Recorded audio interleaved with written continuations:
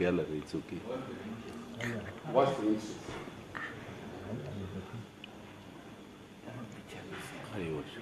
Conflict of interest. Maybe intimidation.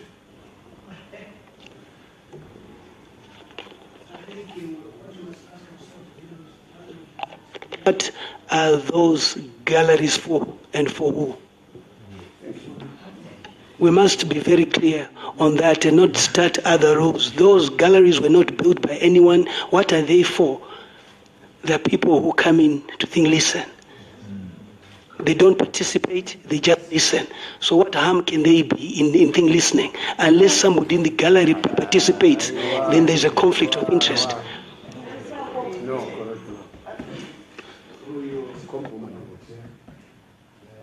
These are not the ordinary public. They come just to watch more. They will see what there's interest. These are people who interest. Speaker. Speaker. There are people who are paying. Speaker. Speaker. Put it as speaker. Some are connected. That's the issue. These are not just ordinary public. I think members of parliament must be sober in saying to ourselves, what damage, I think I'm in the chair, and I think we want to continue with this.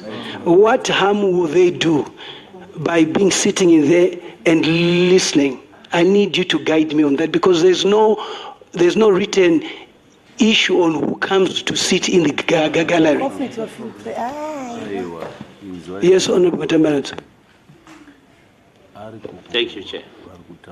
Chair, indanchifunga kuti we compile our report. in short ndandifuna kuti nawe ndaifambire mberi kugara kwakaita vanhu mugararo hazvina nebasa resimaone rangu nekuti even it has kuti vaone vaziya munhu wekuzesa ko dai vangachinza vamuziye taita sei taikuenda mberi nebasa ndika and at the same time tikatarira panawe hatisi kutsvaga mhosva asi tikuda kuti tigadzirise handika toda chokwadi saka ivo vari kuzesa ndavanzwe chokwadi chachabusa munhu tichitaura nawe. I don't think there's any problem.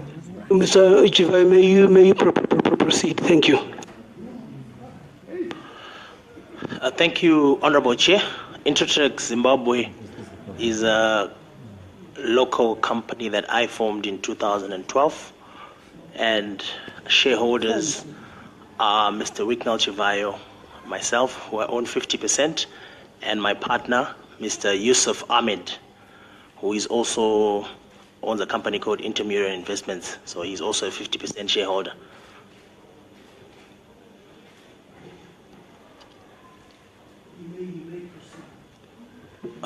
With the reason why you are here, the first question is, can you give us a detailed explanation on the tender awarded to you by ZPC? Okay. All right, thank you, Chairman. First of all, just as a point of correction, the tender was awarded to me by the State Procurement Board and not particularly by ZPC. In 2012 towards 2013, ZPC advertised a tender in all newspapers. They advertised the tender for 100 megawatt solar farm they called it Gwanda Plum Tree Solar Farm. As they advertised the tenders in the newspapers, as I bought the newspapers, I went to ZPC to buy a document. The document was $10.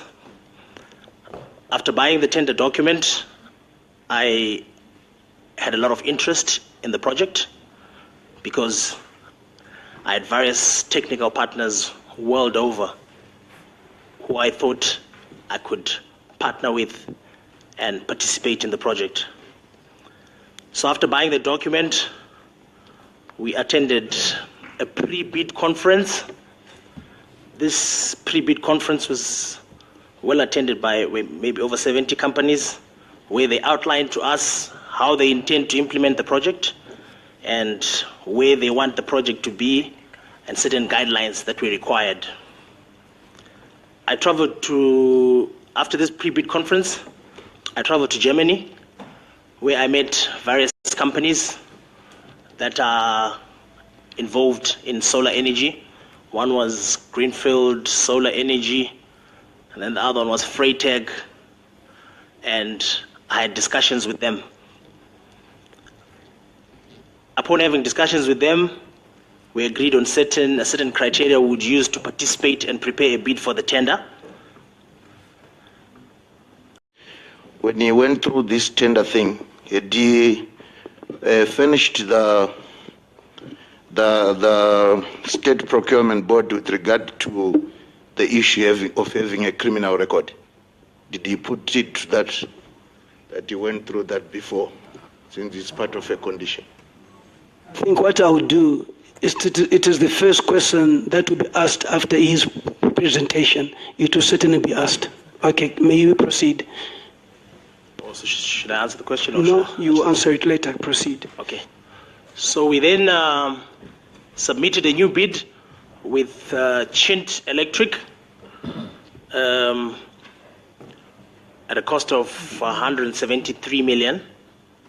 Adjudication commenced, and obviously the processes take time until we had a few other challenges, problems with the pricing envelope, delivery duty paid. It was a long process. It had been, one envelope was cancelled. We had to put in new envelopes, but eventually in 2015, we were then awarded as the lowest bidder to specification for the Gwanda 100 megawatt solar farm. In other words, we won as the cheapest at the Gwanda solar farm. Then the other company, ZTE, won at Blawayo and Sukamini. Then the other company, Metallurgical, MCC 17, won at Munyati. So there was the 300 megawatts solar farms. Soon after winning, in terms of the State Procurement Board laws, a contract should be signed within 30 days or 45 days. We then started contract negotiations. We negotiated our contracts with our lawyers. Chint Electric came through. After negotiating the contract, in October, on the 20th, in 2015, we then signed the 100 megawatt solar farm.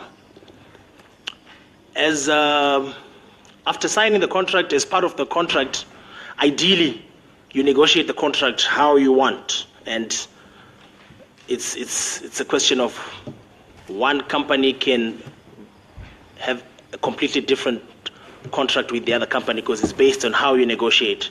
So during our negotiations, I had negotiated for pre-commencement works, but they were not prerequisite or mandatory. We just agreed that we may have pre-commencement works as the project proceeds.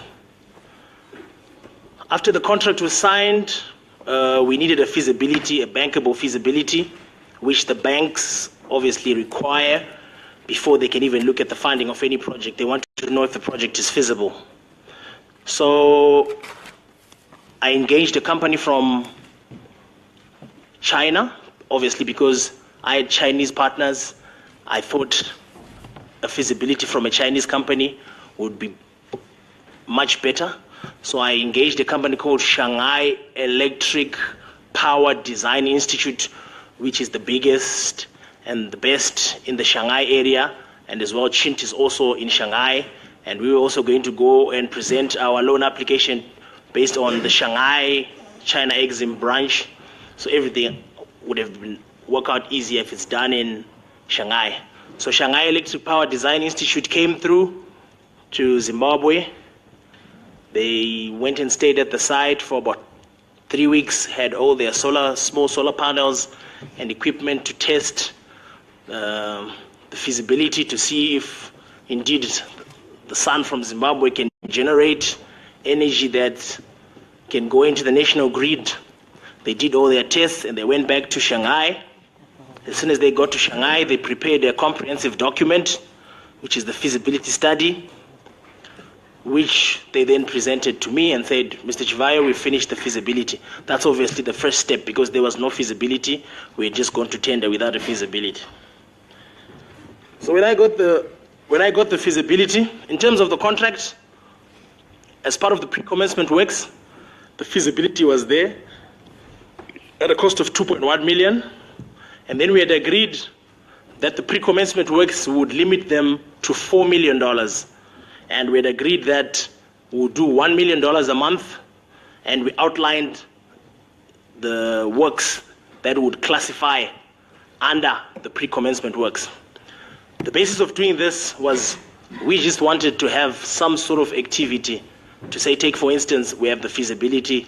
If any of the financiers for the local portion, if China Exim was going to put 85%, if any of the financiers for the local portion would visit the site, at least they could see that the land is cleared, they could see that the land is registered in ZPC. I think what I'll do right now, I think this is into three parts. There's the tender process. I think you've explained that. And with your indulgence, members of parliament, I'll probably invite questions for the tender. If there are any questions that you have on that, then we'll then go to the next segment, which will be the payment processes, and then thereafter the work, the kind of progress right now.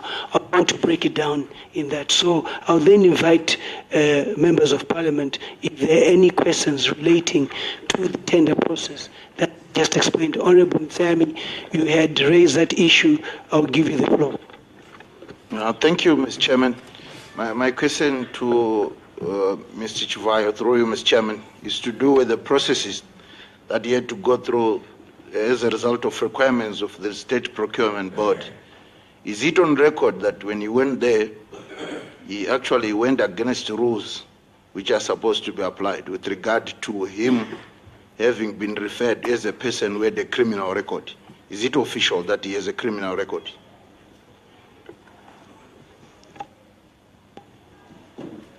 Thank you, Mr. Chairman.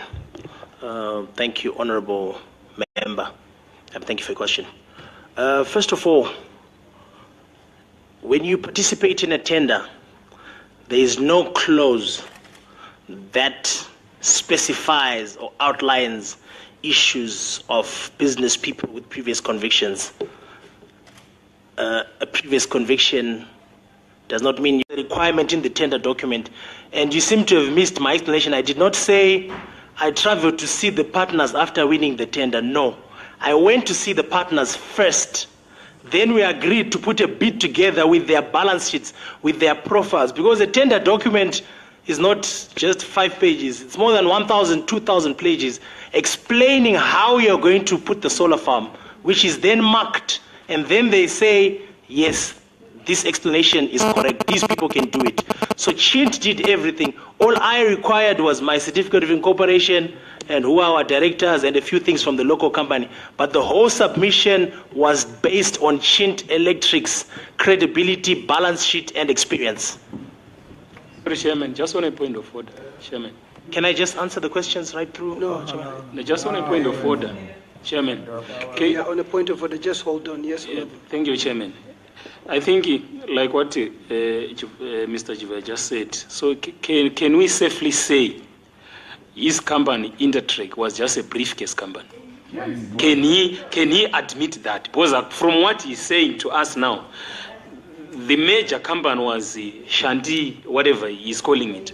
Intertrek was just a briefcase company. Intertrek had no experience, it had nothing to do with what was supposed to be done. So the whole idea was Intertrek was just, he formed actually Intertrek specifically just as it being a briefcase company. Can you just verify that?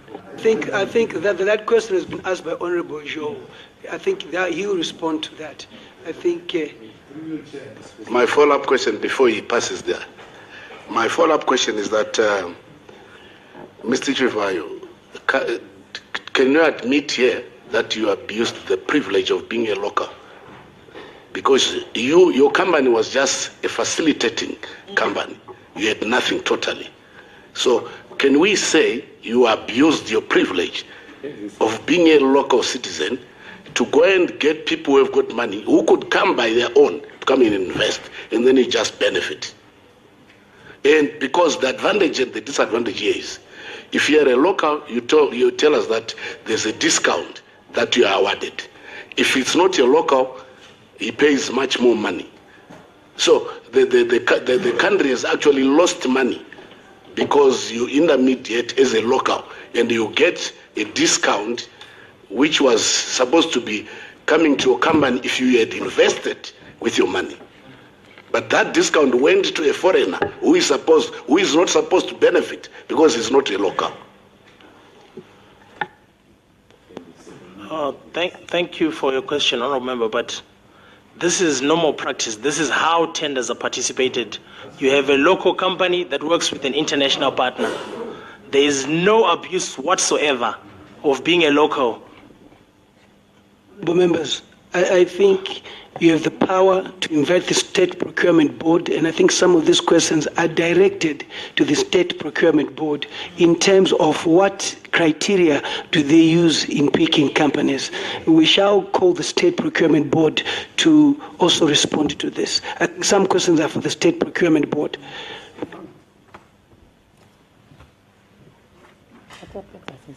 Thank you, Mr. Chairman. I was just continuing. His other question was that, are you related to the former First family? And was there any assistance from them to win? I'm not related to the former First family, and at no given time did they interfere or assist me. Tenders are awarded by the State Procurement Board. The First family does not and have no influence whatsoever, in my respective view, to the operations at State Procurement Board. Mr. Chivayo, you are prevaricating. Let me warn you. You say tenders are for the State Procurement Board. The question which you have not answered, you went to the Minister of Energy.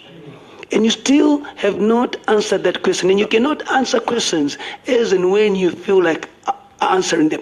The real issue which is sticking is how the tender was won. You went for a process, you lost. You went to the minister. The minister went to cabinet. And it's not a secret that the former president was no longer in control of this country. That's the reason why Parliament impeached him. He said the First Lady was de facto. So the honourable member is going to a legacy issue which we all know about, that the former First Lady was in control of government. And as a result, you had lunch with her. So that is where it is coming from. And ministers were reporting to her, just like Vice President going in with notepads. So that issue is critical for you to understand the background, why the Member of Parliament is asking that question, in that the First Lady was the power of the government of Zimbabwe. So in you having lunch or connections with them, was it not to influence the decision of a cabinet minister who then took your issue to cabinet? I think this is where you need to really clarify to the committee at the end of the day. Chairman, where's in Dubai, or the lunch in Dubai? Honourable Member, I think you are out of order. I think let us stick to the core business. Thank you. Can you clarify those issues? Thank you, Mr. Chairman. I think this august House is mixing up the tender that I eventually signed. Is not the same one that I'm saying was cancelled, and then I went to the minister. After it was cancelled, it was then cancelled again after we failed to agree. I thought I explained that. So I'm not saying this one was lowest bidder to specification. No minister called. And Minister Mavaire was 2013. This was now Minister Undenge when we signed. So you're mixing up. And then you are saying you went and you saw a cabinet minister after having lunch. Lunch was 2015 in Dubai. And then Minister Mavaira was 2013, so they're completely different. You're just adding up something. Mr. Chivayo, I think it is important that you understand, and where there is clarity, I think this is emanating from the first tender, which you lost, if we heard correctly. You lost it, and you went to the minister. Are they right or wrong in saying that? Yes or no? Yes. Thank you. So to me, this is where it's all starting from, that you lost the tender, you went to the minister and said, you're a son of the soil, why are you not given the tender? Yet there is a process which should be used in appealing if you're not happy. And you very well said there is the court process. And members of Parliament are still asking, if there is a court process, why did you not follow the court process? Litigation is There was always... a point of order. Honorable Mtayami. Thank you, Mr. Chairman. My point of order, Mr. Chairman, I would kindly advise Mr. Chivayo, through you, Mr. Chairman, if he can clarify as to whether what he means when he says honorable members of the August House, they're mixing up things. He has to withdraw that. We are coming all the way to mix up things here.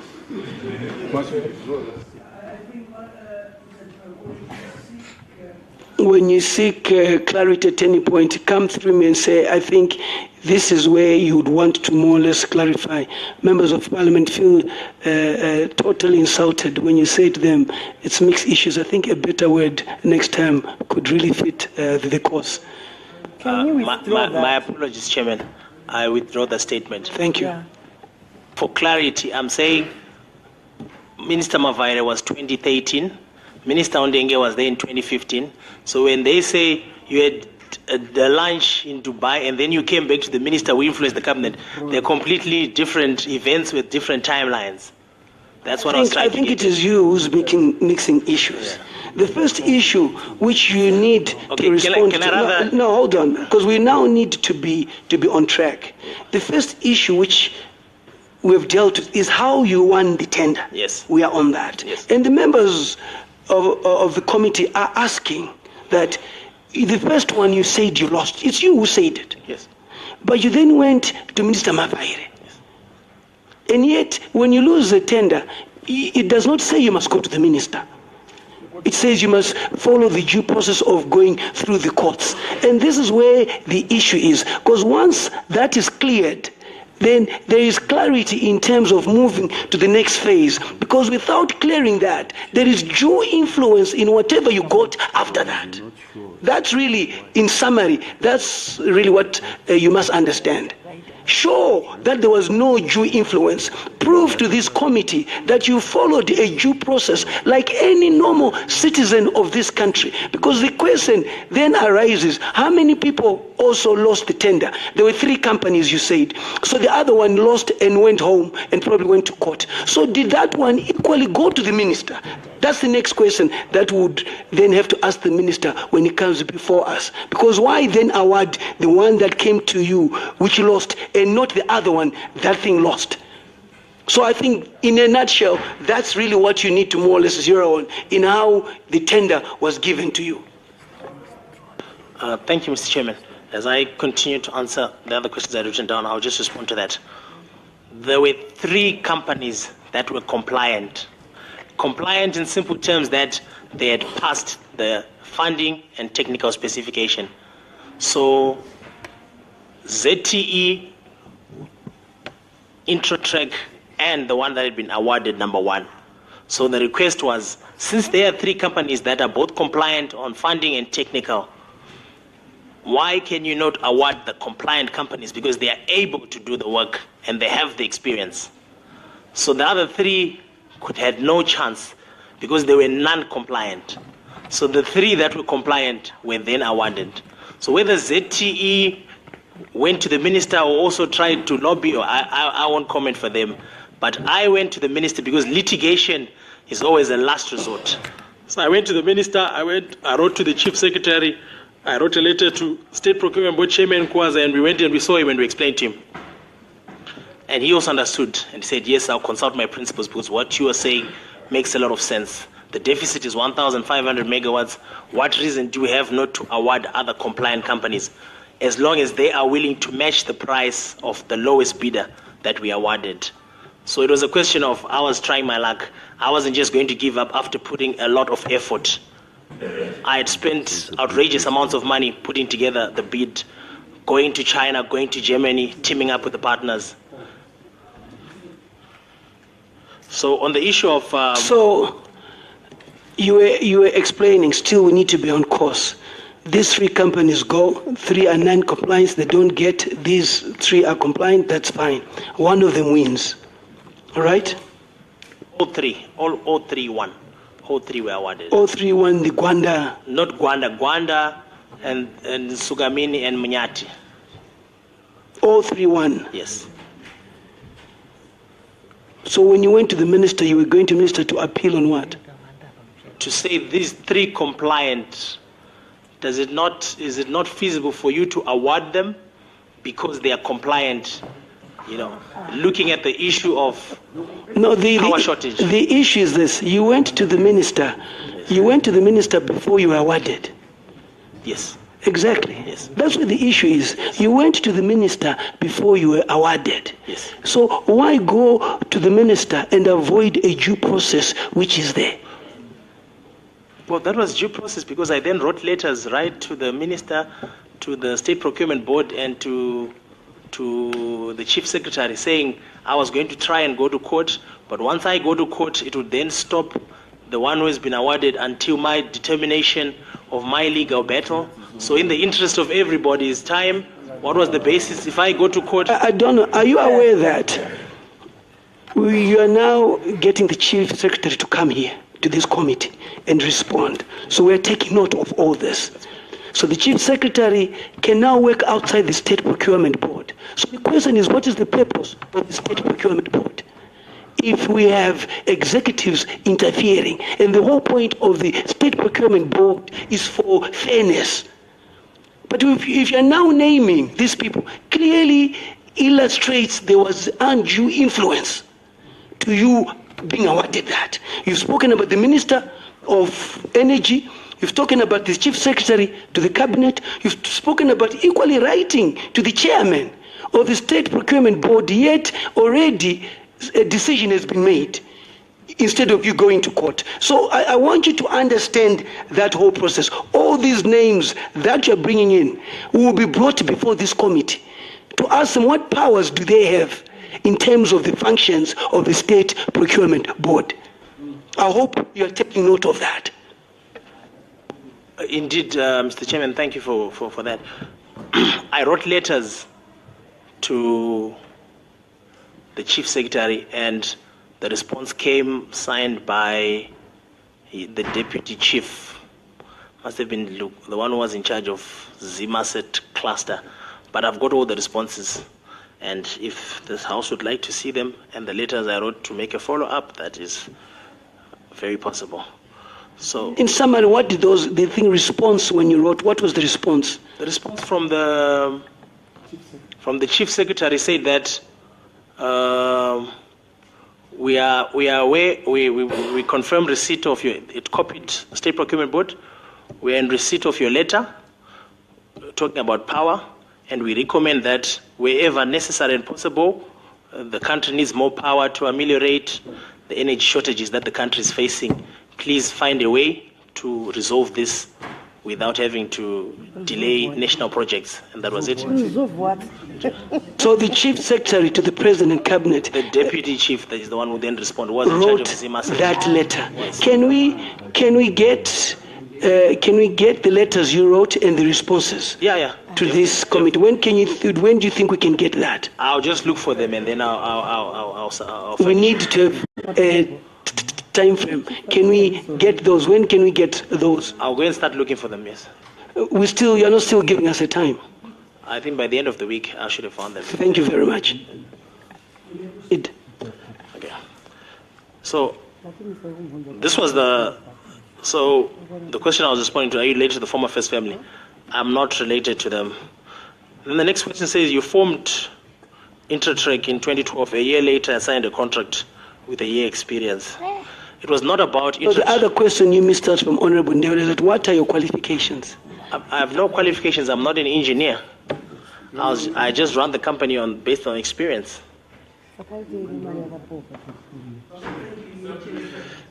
No, he has just responded to the question of what qualifications do you hold. You have no qualifications. That's fine. You have responded to that. You may proceed. You formed this company in 2012, and a year later you signed a contract without experience. The experience that was looked at and the evaluation criteria was Chint Electric and not me.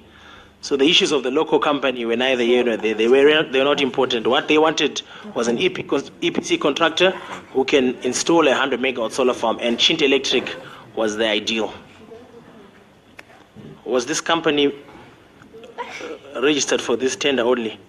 I registered a company and decided to venture into power generation and participate in tenders. So I participated in other tenders that we also won, some a lot that we've lost.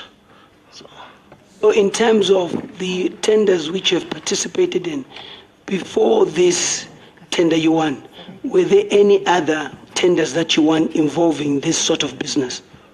Similarly, yes, but more or less during the same period, and we also lost many as well. You are not answering my question. If the tender was given today, yes. Okay, what I'm asking, before today, was there any work that you did pertaining to solar and renewable energy? For Intertrek, no. It was all about the technical Thank part. you. That's all we wanted. Thank you. You may proceed. Then the next question says, was the quality compromised because you had quoted 250, but now your second bid you submitted 174?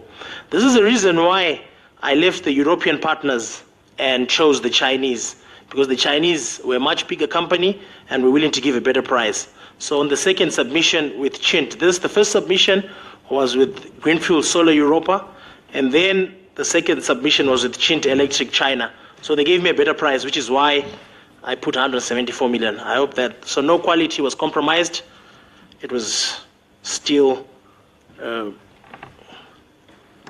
big company, just in fact much better than the Germans. Chairman. Follow up. Thank you. That was my question. I think, Honorable Chair, the man is under oath. If we know it takes 50 liters to get to Bulawayo, and then a man comes back and says, I will now use 30 liters, quality was compromised. He must just accept it.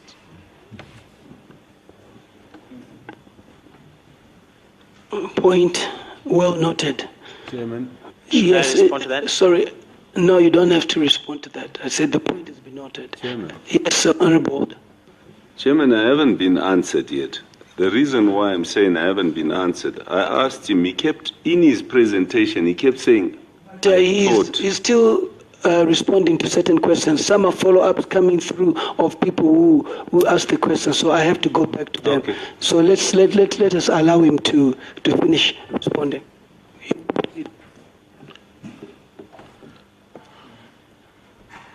Were you not sure with yourself? Why did you change partners? Why did you do the feasibility after the tender? Were you not involved in Charles Kwaza's suicide escapade? Okay. I was very sure of myself, which is why I made a decision to change to the Chinese, because the Chinese were 100 times bigger than the Germans.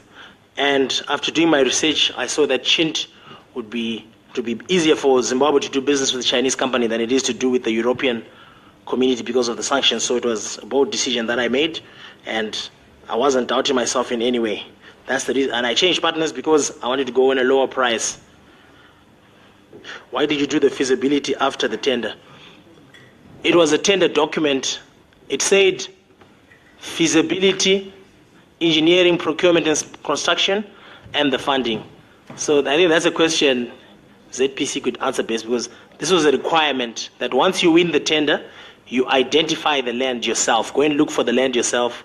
Then you do a feasibility.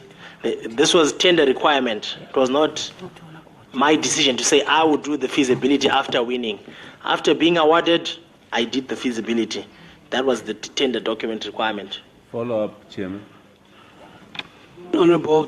The follow-up is that were you a chancer or a briefcase businessman because you hadn't done this before, but you won the tender?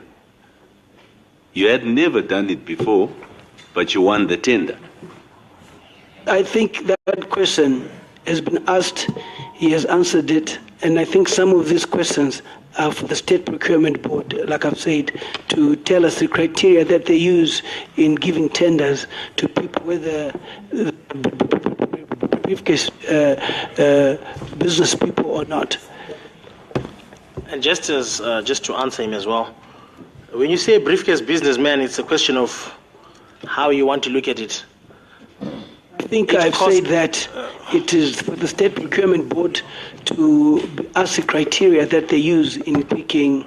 Yeah, I don't think if you're a true businessman, I don't think you want to really respond to, unless you are a briefcase businessman, you can respond. Thank you. Point of clarification.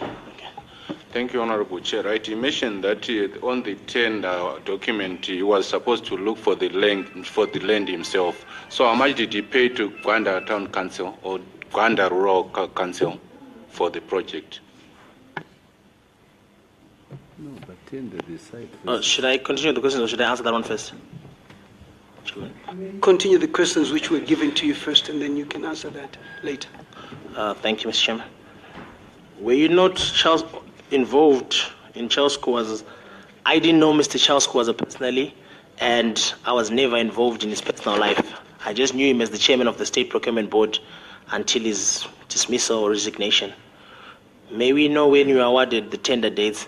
I wouldn't have the exact dates, but I remember that we signed the contract on the 20th of October in 2015.